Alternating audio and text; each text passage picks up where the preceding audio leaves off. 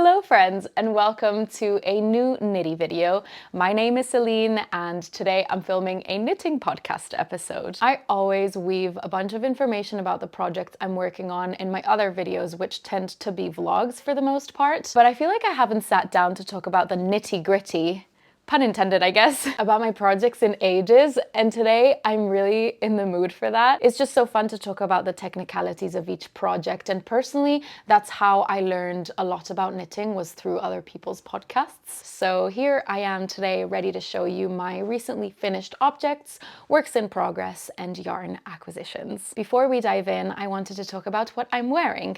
This red beauty is the Love Letter top by PetiteKnit. It's actually a summer top, which is why I've layered it today because it's not that warm. This one I made a couple years ago. It's an all over lace stitch wonder, all sorts of lace and stitch patterns and motifs on it. My favorite one has to be the heart right here. I also do love the heart right here. And I do have a soft spot for this really pretty border that trails down the sides of the body. I personally absolutely adore reading charts, and I know this varies from person to person, but what that means is that this was an absolute dream for me. I had so much fun. I felt like a kid in the candy store. It was so scrumptious to just get all these different sections completed. It was challenging, but I find PetiteKnit's patterns to be written so well and clearly. It makes all of this really digestible, and I also love this red. In my mind, this is the most perfect shade of red. I made it with 2 strands of Katya Lino 100%, I believe it's called. When I bought the yarn, I intended to only use one, but then I realized there was no way I was gonna match gauge, so I had to hold it double, which gave me a little bit too heavy of a fabric for my liking. It's not that bad, but it's definitely on the heavier side. I mean, when I wear it, I don't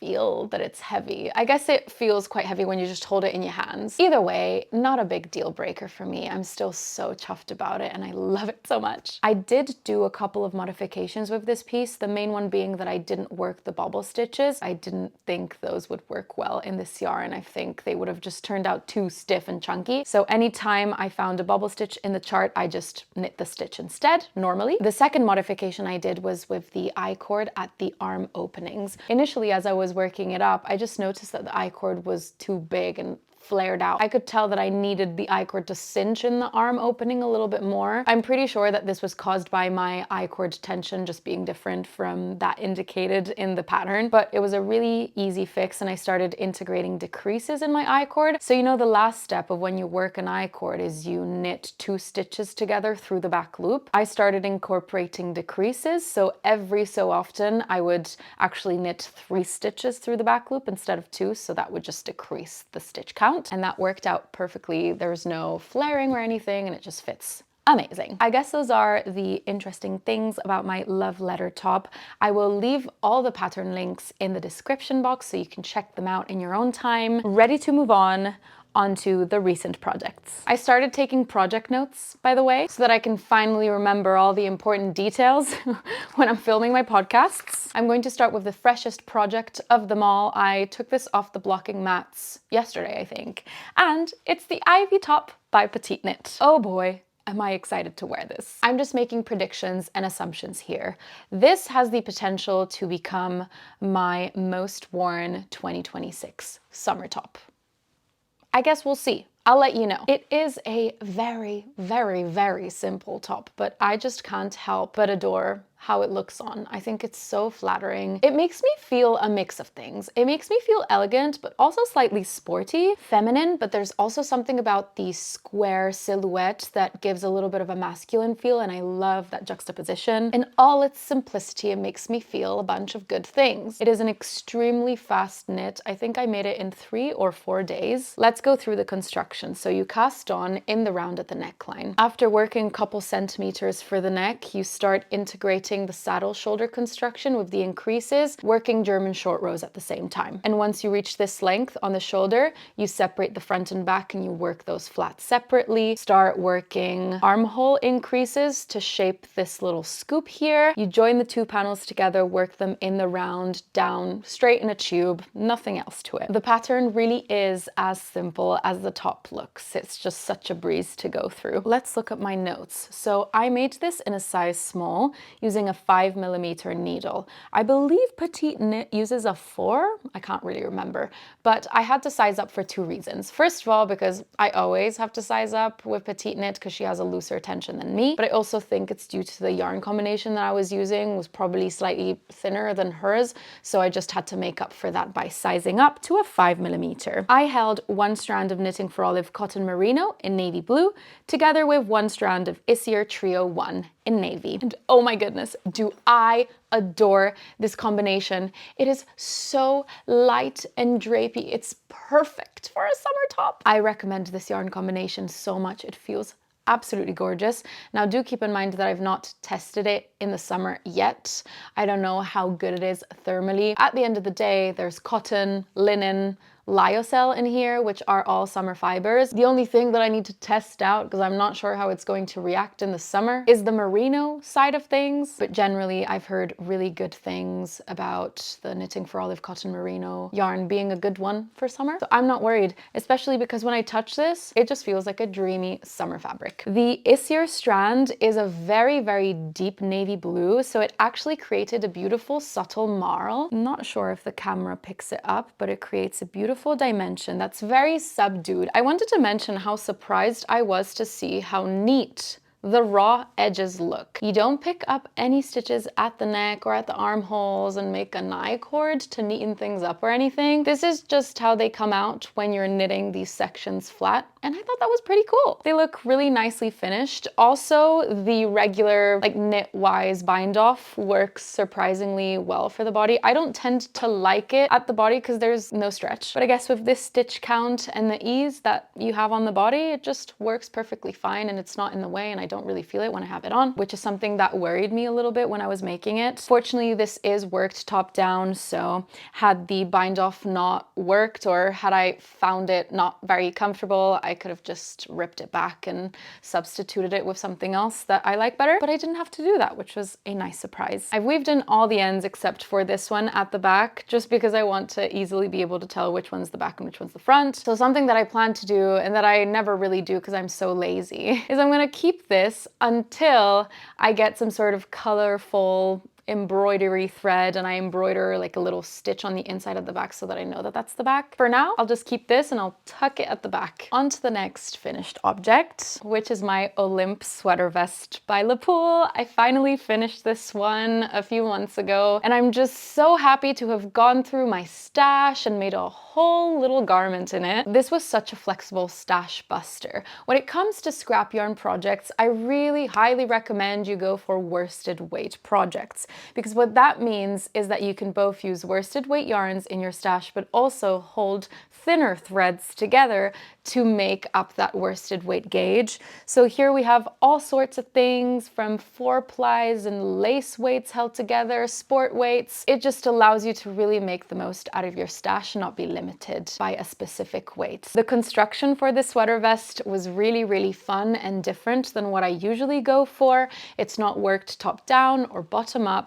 You can see here that the garter stitch runs vertically, which means that this is worked from side to side essentially. It's been a while since I casted it on, so I can't exactly remember where the cast on is. I think it's like somewhere here. You do a provisional cast on, then you work the front panel from one side to the other, then you pick up stitches and work the back, and then you do the other front panel. I think that's how it goes, something like that, but it was fun and different. And then you pick up stitches at the armholes to work this gorgeous twisted rib, and same thing applies to the hem right here. And similarly, you pick up stitches to create the double knitted button band. Let's look at my notes. I actually made a size medium because I wanted a little bit more ease.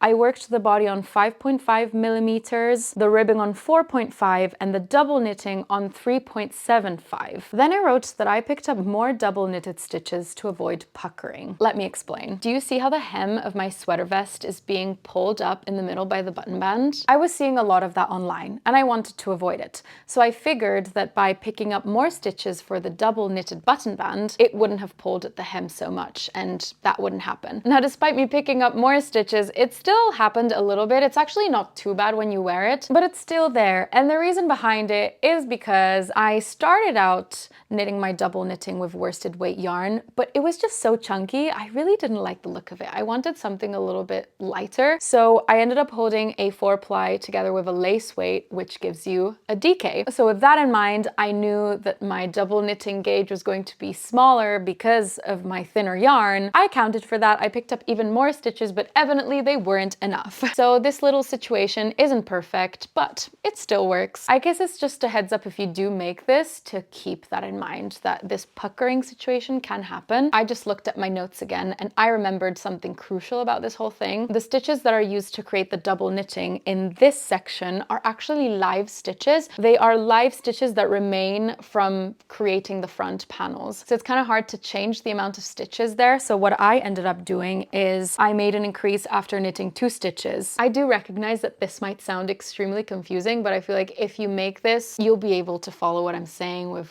what the pattern is. I'm also seeing in my notes that I picked up less stitches for the arm ribbing than what was recommended. I went for 84 stitches. I did that because I wanted to avoid this part of the arm ribbing just flopping down like this. I don't like it. I prefer when it's tucked in more. I also wanted to say that if you're worried going into this, worried about not being able to maintain a good gauge throughout since you're using all these different yarns, I'm just going to tell you this is a very forgiving piece.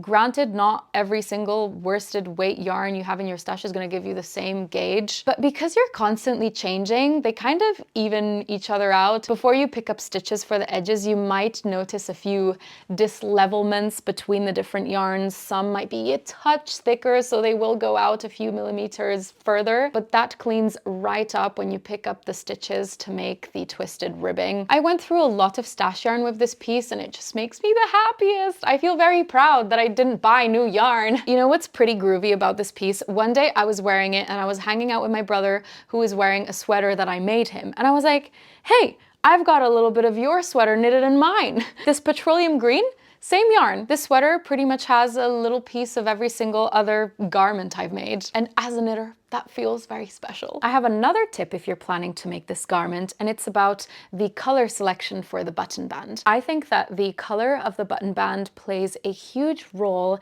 in deciding what colors your vest is going to look good with in terms of styling. Because I used a butter yellow, I find that my vest looks insane paired with a navy blue outfit or a burgundy. So whereas the color selection for the body stripes I did super randomly, I do encourage you put a little bit more thought in the button band. See, I need to improve my note-taking skills because I didn't write what buttons these are. I think they are Yurtagarn. I'm gonna confirm on screen. But because I decided that the butter yellow looks really nice with burgundy and navy, I tried both colors and the burgundy just really hit the spot for me. So I'm pretty sure Le Pool recommends a 20mm button, but mine are 15mm. Because remember, I used a DK weight yarn for the button band instead of a worsted weight, so my button band turned out a little narrower and a 20mm button was just too big for it. I believe that's all about my Olymp sweater vest. What time is it?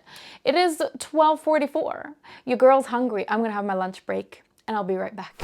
Oh, there's nothing like having a full tummy. I'm safe to talk about the next project, which is my Suki skirt. This is my own design that's currently being test knitted. This is what it looks like on. I designed it with my Suki cardigan in mind to create the Suki suit. I also have the Suki sweaters, so if you prefer sweaters over cardigans, that's also an option to pair them together. This is a project that I have talked about in my latest video, so I'm not gonna go too in-depth about it, but it was just to share the news that the pattern is gonna come out in about a week or so you can keep an eye out on my Instagram for that. But essentially this is a mini skirt with a double folded stockinette waistband with an elastic encased inside. The waistband has an opening on the inside to access the elastic should you wish to modify it in the future or change it out, whatever you need. The waist, hip and back shaping is determined by different sets of increases. And it was a very fun and interesting experience to write a skirt pattern for the first time. I've only ever designed patterns for for the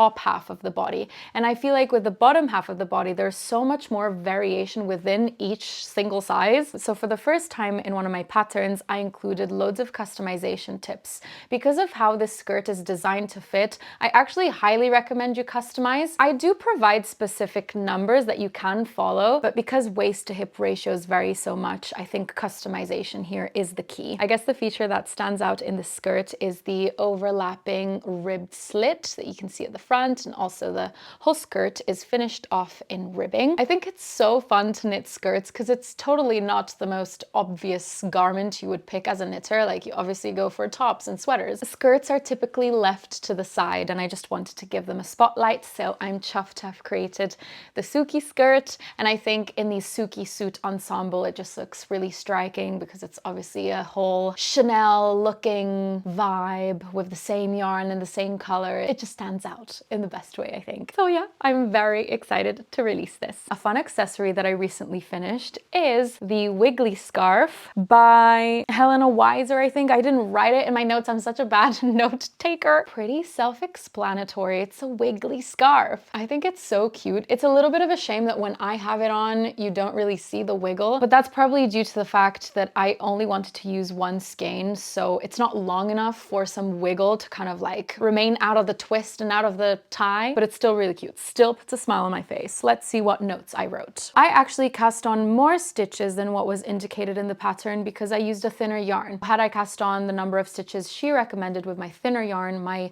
scarf would have turned out a little bit too narrow, and I wanted it to be at least 6 or 7 centimeters wide. Another thing is that as an increase, she uses a yarn over, but it left a hole in my scarf. So I just did a different increase. I did a make one left, and I think it turned out really nicely. I don't know, let me know if any of you have made this. Have you done a yarn over as the increase? Like, what's up with that? I used 3.75mm needles, and the yarn is Cardiff Cashmere Classic shade 310. This is one skein. I just kept on knitting till I ran out. Let me show you how long it is around my neck. Wrap it around once and tie a little knot at the front. When it's on, you can't see the wiggle, which is a little bit sad, but still, I'm happy to have this. I've been using it every single day because I recently bought a burgundy coat, so this is perfect for this. It matches so well. Leaving the house with a mini scarf is essential to my existence these days. A gust of cold wind on my uncovered neck will get me sick, but having a mini scarf on will save me from that. It's also so convenient as a Londoner because we're constantly getting in and out of the tube,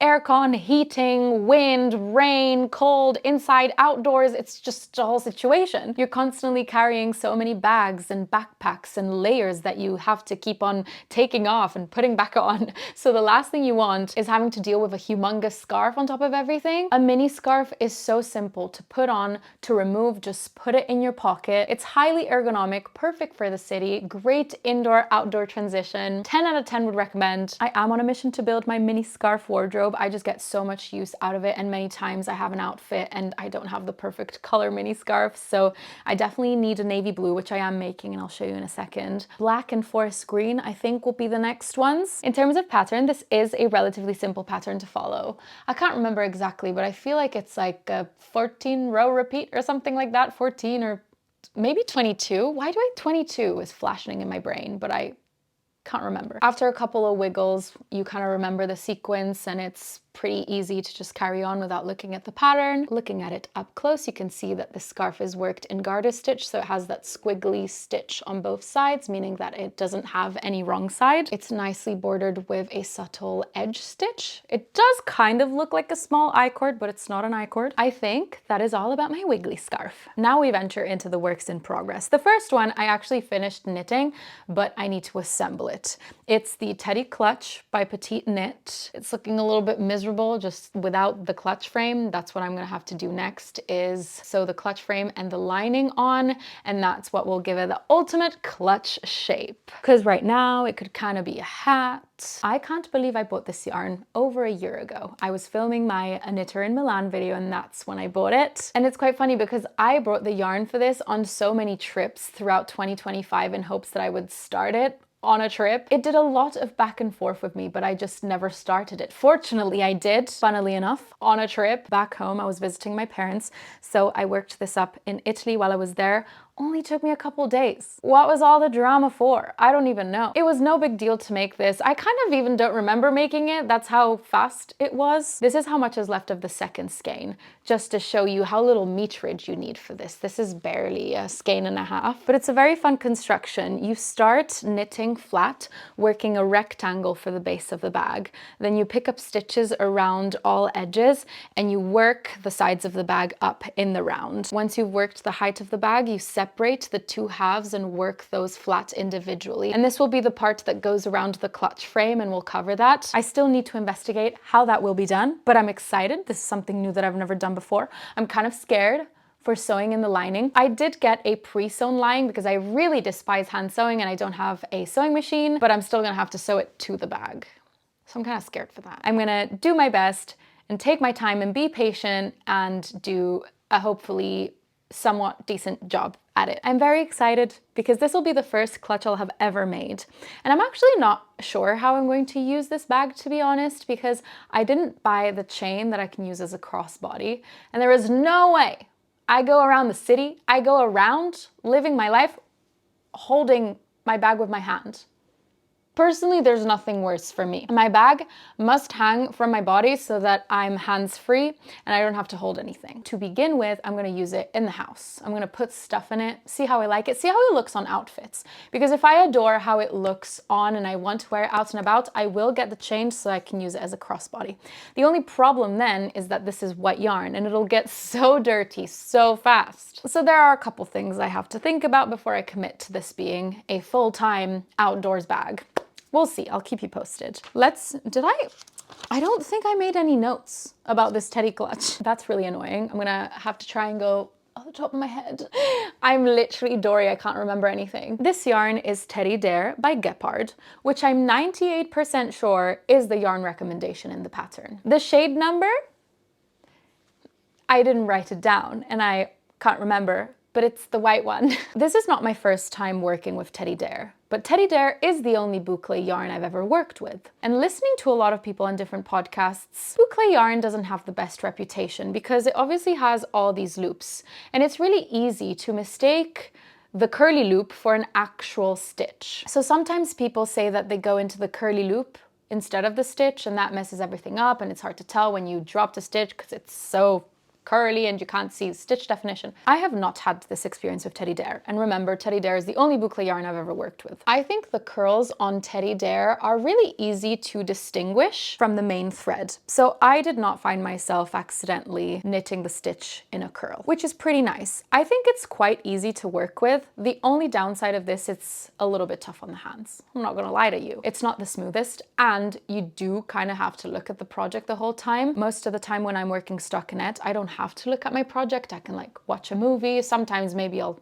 drop an eye, but you know, I don't have to constantly check. Whereas working with this, I found myself having to do that constantly. But at the same time, there's something so satisfying about knitting with this boucle, at least. It just scratches some sort of itch. So it was very enjoyable for me. I had a lovely time. I did size up in needle. I think I only sized up 0.5 millimeter. But I don't know that for a fact because I didn't write it down. Oh, something very important. I worked the smallest size of the bag. The pattern offers instructions for 2 sizes.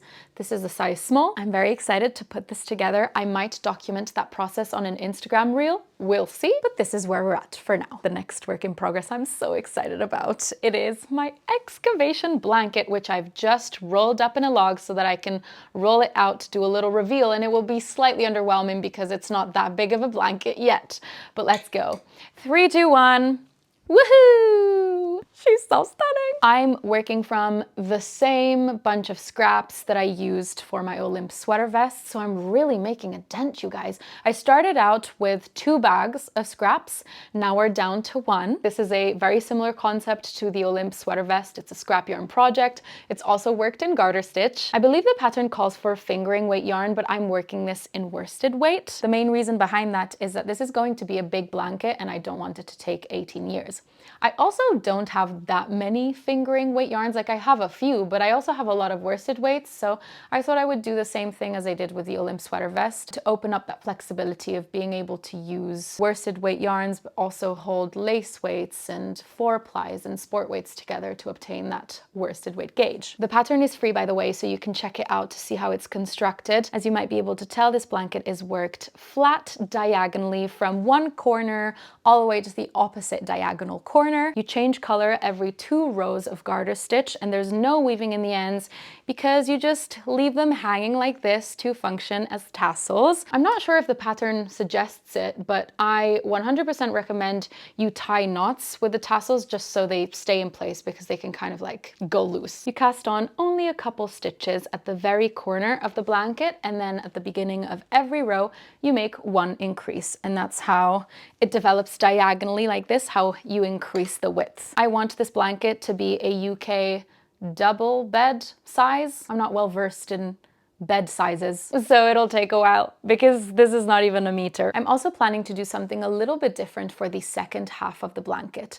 The way this pattern goes is you cast on those few stitches at the corner, and then you start making an increase at the beginning of every row. Once you've reached your desired size, you have to create the other diagonal half of the blanket. And logically, to do that, you just substitute increases with decreases so that you can create a corner and finally cast off the couple of stitches at the opposite corner of the cast on, which is all fun and great. But there's one problem. As I've been increasing, the tassels are over here.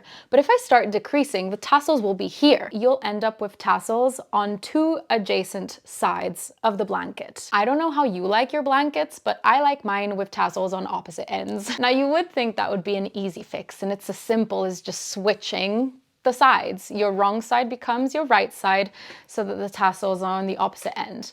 There's a little bit of a problem, this being a constantly color changing project, where the right side and the wrong side of the garter stitch actually look different. On the right side, the color changes are nice and defined, but on the wrong side, they blend into each other. So you see, for example, here there's pink, green, red, and pink. If you were to switch the wrong side for the right side, half of your blanket would be like this, and the other half would be like this, which I'm not okay with. I think I found a solution that will work. Let me know if my brain is tripping, but I feel like it will work. Let's say that this is the size I want to get to. I'm done with this half. I'll put it aside and I'll cast on a new half, and I'll just do the increases until I reach the same stitch count as I have here, and then I'll just Kitchener stitch them together. Because if I have this one this way, and then I'll Kitchener stitch the other diagonal this way, the tassels will be on opposite ends. Trying to explain that really tired me out.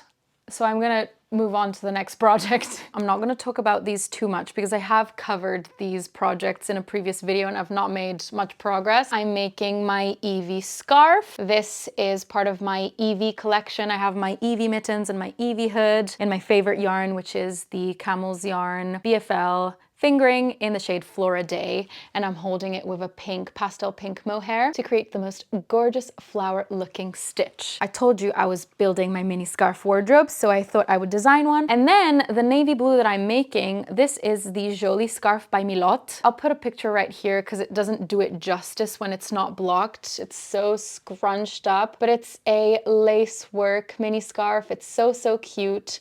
I'm making it with Cardiff Cashmere Classic, so it's very soft and cloudy. Once you finish the length of a scarf, you pick up stitches at each end to work a ruffle, which is so cute. But yeah, I don't want to bore you with repetition, just letting you know that I'm still working on these. We're now onto the last work in progress, which also blends in with a new yarn acquisition. When I was in Italy, I visited the La Lana store, which is in Sovico, Monza Brianza, which is in the north of Italy. And I wanted to pick up a yarn to make the Alice top by PetiteKnit, which is a very similar vibe to the Ivy top. I just wanted more simple summer tops. And there I picked up 6 skeins of Katia linen. This is 47% linen and 53% cotton, 50 grams, 112 meters. Very comparable to Sandnesgarn Line, which is what PetiteKnit recommended in her pattern of the Alice top. And this was the closest match.